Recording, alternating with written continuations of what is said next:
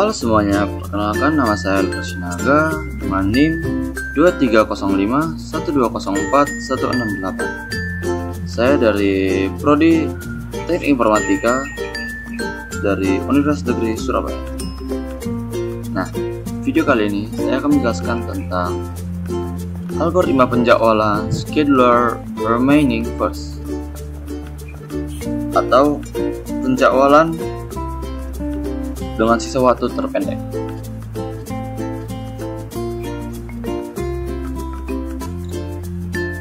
Nah, topik yang akan kita bahas pada video kali ini adalah apa itu algoritma, pengertian algoritma SRF, kelebihan dan kekurangan SRF, contoh hitungan dengan angka, tabel dan Gantt chart, dan yang terakhir implementasi dalam kehidupan sehari-hari.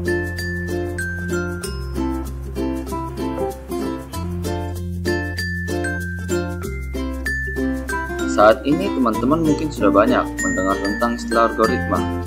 Ya, algoritma sangat penting dalam dunia pemrograman. Bagi kamu yang sudah lama berkecimpung di dunia komputer, pasti sudah tidak asing lagi dengan istilah ini. Namun, bagi yang masih baru mengenal perangkat ini, komposisi, fitur, dan tujuan penggunaan perangkat ini tentu masih belum jelas. Algoritma tidak hanya digunakan untuk menyelesaikan permasalahan pada komputer saja, namun algoritma juga dapat digunakan untuk menyelesaikan permasalahan yang ada dalam kehidupan sehari-hari. Selain itu, setiap masalah yang berkaitan dengan suatu proses atau langkah prosedural biasanya memerlukan suatu algoritma.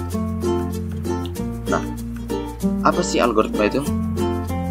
Algoritma adalah sekumpulan aturan-aturan berhingga yang memberikan sederetan operasi-operasi untuk menyelesaikan masalah tertentu.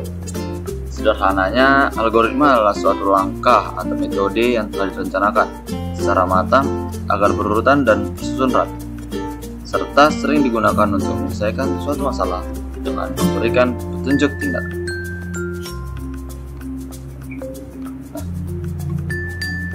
Lebih spesifik lagi, kita akan membahas tentang algoritma SRF atau scheduler remaining first.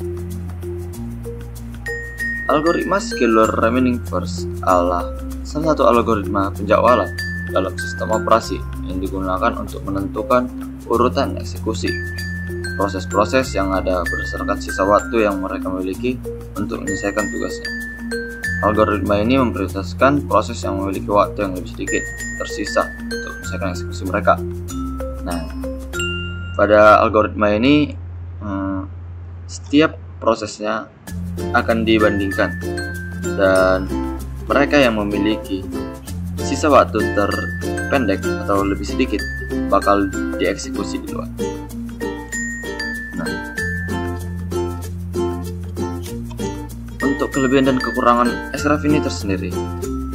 Untuk kelebihannya adalah SRF ini memberikan minimum waiting time atau antrian. Jadi waktu menunggunya lebih singkat. Kemudian memberikan prioritas pada proses yang membutuhkan waktu eksekusi yang lebih sedikit. Dan kekurangannya, proses yang memiliki waktu sisa yang lebih panjang dapat tertunda eksekusinya dan dapat menimbulkan efek negatif pada CPU atau sistem operasi. Kemudian yang kedua, mempunyai overhead yang lebih besar. Dan yang ketiga, memiliki kompleksitas yang tinggi dalam implementasinya. Apa sih langkah-langkah algoritma scheduler remaining first ini? Nah, untuk langkah yang pertama, akan membandingkan sisa waktu eksekusi dari setiap proses. Jadi, yang memiliki eksekusinya yang paling pendek itu yang akan dieksekusi. Langkah kedua, memilih proses dengan sisa waktu eksekusi terpendek. Kemudian langkah yang berikutnya, menjadwalkan eksekusi proses yang dipilih. Dan yang keempat, mengurangi waktu yang telah dikerjakan dari sisa waktu yang telah dieksekusi.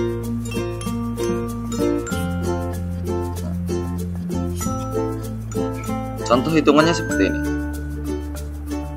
Kita akan pada menit 0 P1 akan dieksekusi. Kemudian pada menit kedua, P1 bakal dibandingkan dengan P2. Di antara mereka yang memiliki sisa waktu yang terpendek bakal dieksekusi. Dan di sini P2 memiliki waktu eksekusi yang lebih sedikit, yaitu 5 milisecond.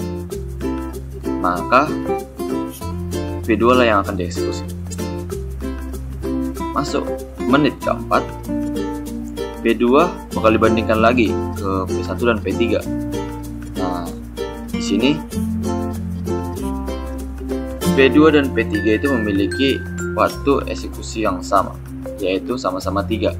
Maka P2 akan dilanjutkan. Dan yang pada menit ke-7, P2 telah selesai dieksekusi.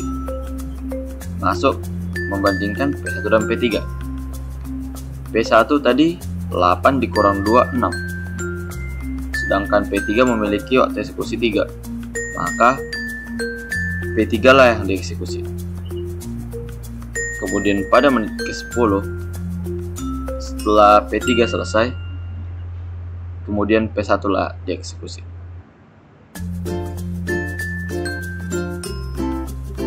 Nah, kita akan menghitung rata-rata waktu tunggunya atau average waiting time.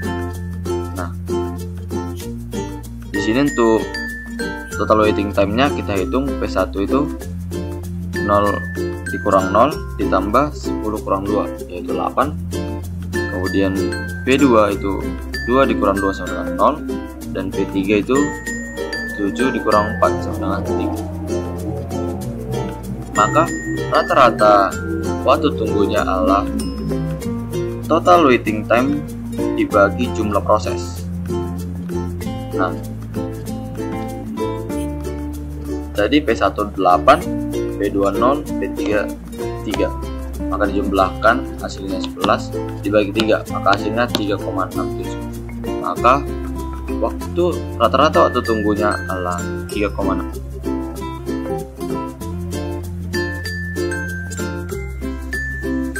Untuk implementasi ke kehidupan sehari-hari,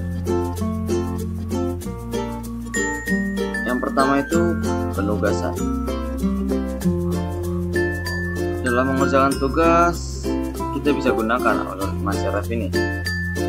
Nah, bisa kita gunakan untuk mengerjakan tugas-tugas yang mungkin yang lebih cepat selesai harus dituangkan, dan mungkin tenggat waktunya yang lebih singkat bakal kita kerjakan duluan, bakal kita prioritaskan agar tugas-tugas kita lebih cepat diselesaikan dan waktu tunggu yang kita gunakan lebih sedikit.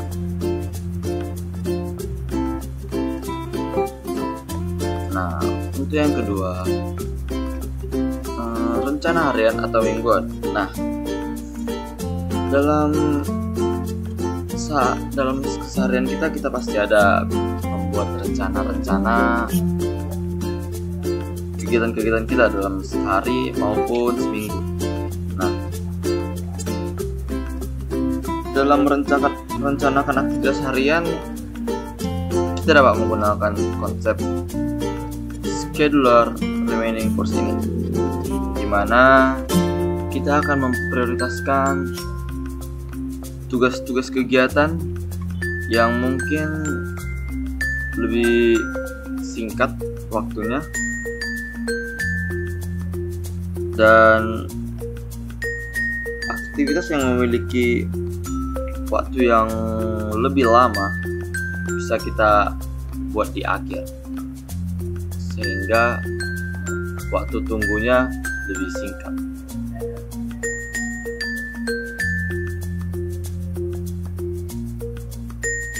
Nah, untuk yang ketiga, jadwal penerbangan.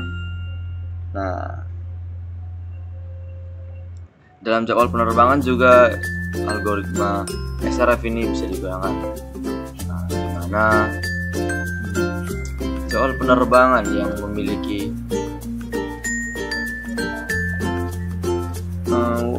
lama, penerbangan tersebut lebih lama bakal dibelakangkan, dan yang memiliki waktu lebih singkat bakal diluarkan, sehingga para penumpang lebih sedikit waktu untuk menunggu.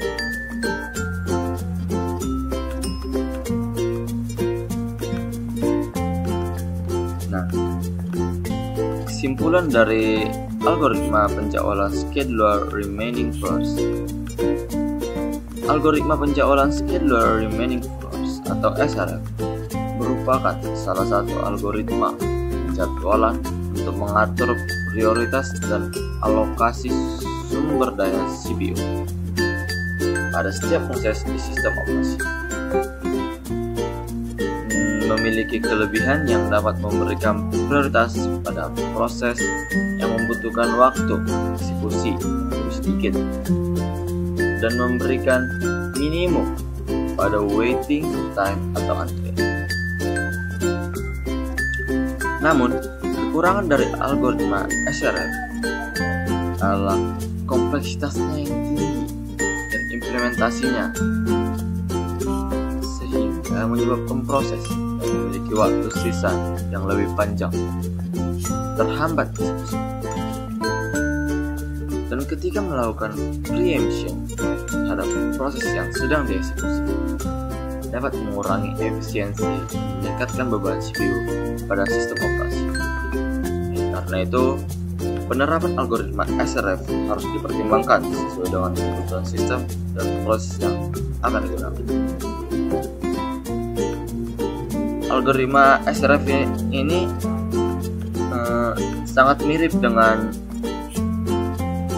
algoritma SJF, di mana SJF itu adalah penjadwalan yang dimana waktu yang lebih singkat bakal diduluankan dan waktu yang lebih lama bakal dibelakangkan. Nah, tetapi untuk SJF sendiri dia sangat statis. Ya, jika ada antrian baru, proses baru, waktu yang lebih singkat, tapi dia tetap di belakang karena urutan penjadwalan SJF tidak bisa dirubah. Sedangkan kalau scheduler remaining first ini dia bisa lebih dinamis, jadi dia lebih fleksibel, sehingga ketika proses sedang berjalan dan ada proses yang lebih singkat masuk, maka itu bakal diluarkan. Mungkin cukup sekian penjelasan tentang algoritma scheduler remaining first dari saya. Jika ada kesalahan bisa dimaafkan dan di komen saja di bawah. Mungkin